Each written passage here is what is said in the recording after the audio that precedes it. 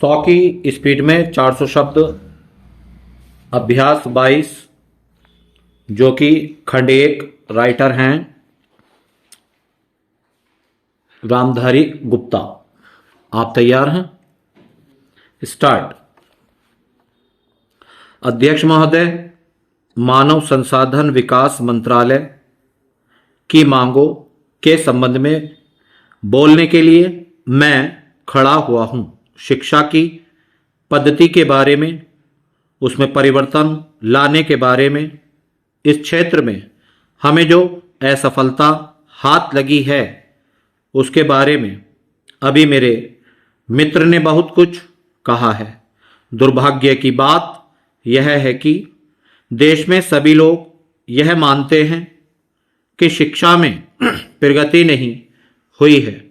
शिक्षा पद्धति में आमूल चूल परिवर्तन नहीं हुए हैं, लेकिन फिर भी इस दिशा में कुछ किया नहीं जाता। ऐसा प्रतीत होता है कि इस विषय में कुछ भी करने की स्थिति में हम नहीं रहे हैं। स्थिति ज्यों की त्यों चली आ रही है। इतना होने पर भी शिक्षा की मद पर होने वाला जो खर्च है और जो उसके लिए धनराशि आवंटित की गई है वह भी बहुत थोड़ी है। लेकिन उस पर न जाकर मैं आपका ध्यान इस ओर दिलाना चाहता हूं कि मर्ज बढ़ता ही गया। ज्यों ज्यों दवा की वाली कहावत ही आज चरितार्थ हो रही है। जितने ज्यादा आयोग और समितियां बैठी और जितनी ज्यादा शिक्षा पद्धति के बारे में छानबीन की गई, उतनी ही ज्यादा बीमारी बढ़ती गई।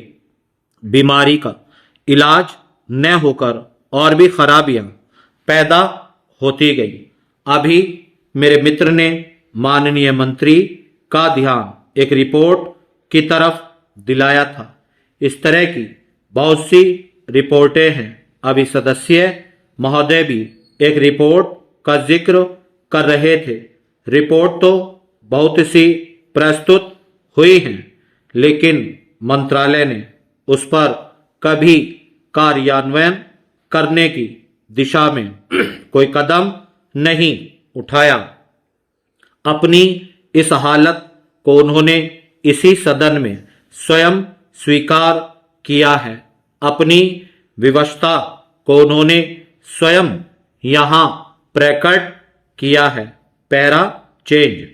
इस विषय पर और अधिक न कहकर मैं आज के दिन मानव संसाधन विकास मंत्रालय का ध्यान दो विशेष विषयों की तरफ दिलाना चाहता हूं।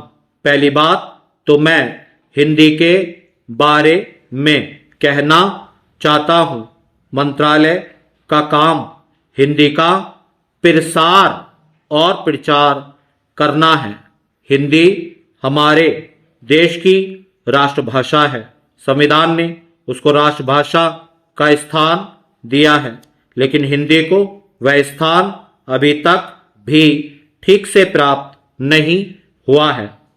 इसके कई कारण हो सकते हैं। एक कारण हिंदी प्रेमियों का अधिक उत्साह हो सकता है। दूसरा, दलगत राजनीति से प्रभावित होकर राजनेताओं का भाषा के बारे में अपनाया गया दृष्टिकोण हो सकता है। स्टॉप।